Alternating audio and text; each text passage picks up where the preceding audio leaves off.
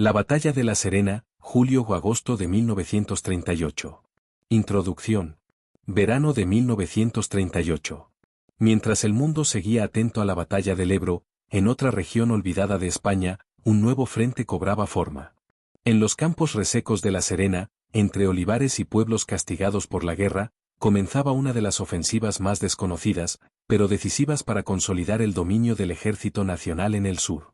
Esta es la historia de la Batalla de La Serena. Una historia de estrategia, resistencia y represión, de soldados y campesinos, de memoria y olvido. Contexto histórico y militar. A mediados de 1938, la Guerra Civil Española llevaba ya 2 años de muerte, división y destrucción.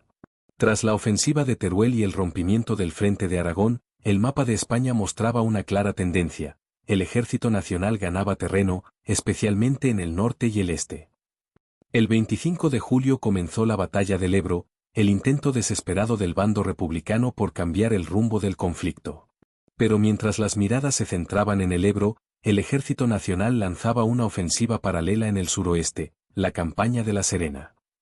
La comarca de La Serena, situada en la provincia de Badajoz, Extremadura, era una región agraria de importancia estratégica. Conectaba el sur republicano con el centro y albergaba vías de comunicación clave. Desde el inicio de la guerra, había permanecido bajo control republicano. En este momento, Franco buscaba limpiar los restos de resistencia en el suroeste para asegurar la retaguardia antes de lanzar su gran ofensiva final. La ofensiva fue concebida por el Estado Mayor del Ejército del Sur, bajo las órdenes del general Queipo de Llano. Queipo, conocido por su carácter provocador en sus discursos radiofónicos desde Sevilla, asumió un papel clave en la planificación logística y política de la operación. Desde el cuartel general nacional se planteó una estrategia de cerco y castigo, aislar la comarca, cortar sus comunicaciones y machacar al enemigo con artillería y aviación antes del asalto terrestre. Fuerzas enfrentadas. La ofensiva nacional fue dirigida por el general Gonzalo Queipo de Llano, al mando del Ejército del Sur. Participaron aproximadamente 25,000 a 30,000 soldados, entre ellos tropas del Cuerpo de Ejército marroquí, regulares y legionarios, dirigidas por oficiales experimentados como el coronel Yagüe. Unidades de falange, requetés carlistas y otras milicias integradas en el Ejército Nacional. Y apoyo aéreo de la Legión Cóndor alemana y de la aviación legionaria italiana. Estas unidades contaban con experiencia de combate, alto grado de disciplina y moral reforzada tras las recientes victorias. La coordinación aérea y terrestre era clave en el modelo de guerra relámpago que el mando franquista intentaba replicar. Por el lado republicano, las fuerzas defensoras eran considerablemente menores y menos cohesionadas. Se estima que unos 15,000 a 18,000 soldados republicanos defendían la comarca, en su mayoría integrados en la 29ª División y otras unidades del Ejército del Centro y del Ejército del Sur. Estas tropas sufrían escasez crónica de munición, armas modernas y apoyo aéreo. Muchos eran milicianos reconvertidos en soldados, con escasa formación militar. La diferencia en equipamiento y disciplina era significativa. Mientras los nacionales contaban con tanques, aviación moderna y artillería pesada, los republicanos combatían con fusiles anticuados y una moral minada por años de guerra y represión interna. El dominio aéreo nacional fue absoluto.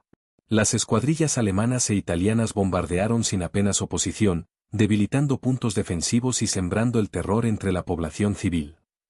Esta superioridad también permitió realizar reconocimientos constantes, dirigiendo con precisión la artillería sobre trincheras y refugios enemigos. Número de bajas. Las cifras exactas de bajas varían según las fuentes, pero los estudios coinciden en que la campaña de La Serena fue particularmente sangrienta para el bando republicano. Estimaciones más aceptadas. Bando nacional, aproximadamente 1,000 a 1,500 bajas entre muertos y heridos. Bando republicano, se calcula entre 4,000 a 6,000 bajas, incluyendo o muertos en combate, o heridos graves, o prisioneros, muchos de los cuales fueron posteriormente fusilados o internados en campos de concentración, como el de Castuera. A estas cifras se deben sumar los miles de civiles desplazados y centenares de víctimas de la represión posterior. La comarca quedó devastada física y moralmente. Los partes nacionales hablaban de una victoria limpia y técnica, pero los testimonios revelan la dureza de los combates y la represión inmediata que siguió. Las bajas republicanas reflejan también el colapso defensivo y la falta de apoyo logístico, agravado por el abandono de algunas unidades ante la presión aérea y la amenaza de cerco. Desarrollo de la ofensiva, avance nacional pueblo a pueblo. La ofensiva comenzó en la primera semana de julio de 1938, con un bombardeo aéreo masivo sobre las localidades de Castuera, Falamea de la Serena y Villanueva de la Serena. El objetivo era desorganizar la defensa republicana y sembrar el caos antes del asalto terrestre. El 7-10 de julio, las columnas marroquíes avanzan desde Monterrubio y Campanario hacia Quintana de la Serena. Tras combates breves pero intensos, la defensa republicana colapsa. El 11 de julio, las tropas nacionales toman Valle de la Serena. La artillería republicana, con pocas municiones, es silenciada rápidamente por la aviación franquista. El 13 de julio, con la caída de Higuera de la Serena, el frente republicano en el este comienza a desmoronarse. La 29ª División pide refuerzos, pero no llegan. El 15 de julio, Falamea de la Serena cae tras duros combates urbanos. Aquí se producen enfrentamientos cuerpo a cuerpo, con intervención decisiva de la Legión y los regulares. Muchos combatientes republicanos se rinden para evitar represalias.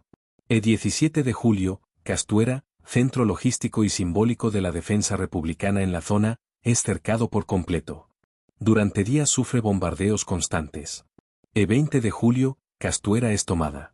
La velocidad del avance nacional sorprendió incluso a sus mandos. En menos de 2 semanas, la comarca estaba casi totalmente bajo control nacional. La superioridad aérea, la experiencia de las tropas coloniales y la ruptura de las líneas enemigas en puntos clave permitieron un avance en pinza que dejó sin salida a miles de republicanos. Castuera, símbolo de represión. Castuera, uno de los últimos bastiones republicanos en caer, se convirtió tras la conquista en el epicentro de la represión franquista en Extremadura. Allí se estableció uno de los primeros y más grandes campos de concentración del suroeste español. Durante los meses siguientes, miles de prisioneros republicanos fueron encarcelados, ejecutados o usados como mano. El campo de Castuera funcionó entre 1939 y 1940. Se estima que pasaron por él entre 4,000 y 7,000 prisioneros. El objetivo del campo no era solo el castigo, sino también la reeducación ideológica forzada y el castigo ejemplarizante para la población civil. Los mandos nacionales veían en Castuera no solo un símbolo militar, sino un instrumento político de limpieza del enemigo interno. Análisis estratégico, una victoria nacional decisiva. Desde la óptica del Estado Mayor Nacional, la campaña de La Serena fue una obra de guerra planificada con precisión quirúrgica. El objetivo era claro: asegurar el flanco suroccidental y eliminar cualquier punto de resistencia republicana entre el Guadiana y los accesos a Córdoba y Sevilla. En menos de 3 semanas, el ejército del sur, bajo Queipo de Llano, logró ocupar una extensión crucial de terreno, tomar pueblos fortificados, destruir el dispositivo republicano y establecer un control territorial absoluto. La victoria fue estratégica en múltiples niveles. 1. Militar, se eliminó una cabeza de puente republicana peligrosa que podía amenazar el corazón del bando sublevado. 2. Logístico, se aseguraron vías férreas, carreteras y centros agrícolas vitales para la intendencia franquista. 3. Moral y propagandístico, mientras en el Ebro se libraba una batalla sangrienta e incierta, en el suroeste la victoria rápida y efectiva fortalecía la moral nacional. El modelo empleado en La Serena anticipó las futuras operaciones nacionales: avance rápido, uso coordinado de aviación y artillería y penetración en profundidad. A partir de entonces, la zona se transformó en una retaguardia segura para el ejército franquista, desde donde lanzar futuras ofensivas y controlar el sur peninsular.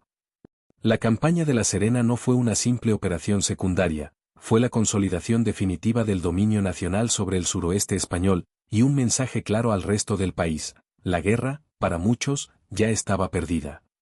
Epílogo, memoria, olvido y legado histórico. Durante décadas, la batalla de La Serena fue silenciada en los libros de historia.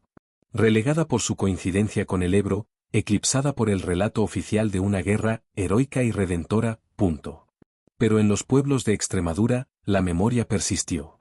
En sus calles, en sus familias, en las historias transmitidas en voz baja. Castuera, Zalamea, Quintana, Villanueva, guardaban cicatrices abiertas. Reflexiones finales. ¿Por qué importa la batalla de La Serena? ¿Por qué recordar una batalla olvidada? Porque en ella se resumen muchas de las claves de la Guerra Civil Española. En la desigualdad brutal entre ambos bandos. En la eficacia implacable de la maquinaria nacional. En el abandono progresivo de la República por parte de sus aliados. En el uso sistemático del terror como arma política. La Serena no fue solo un campo de batalla. Fue un laboratorio de guerra total, una advertencia del futuro que esperaba a la España vencida. Hoy, al mirar esos campos silenciosos, debemos preguntarnos no solo qué ocurrió, sino qué hemos hecho para que no se repita. Una llamada a la memoria.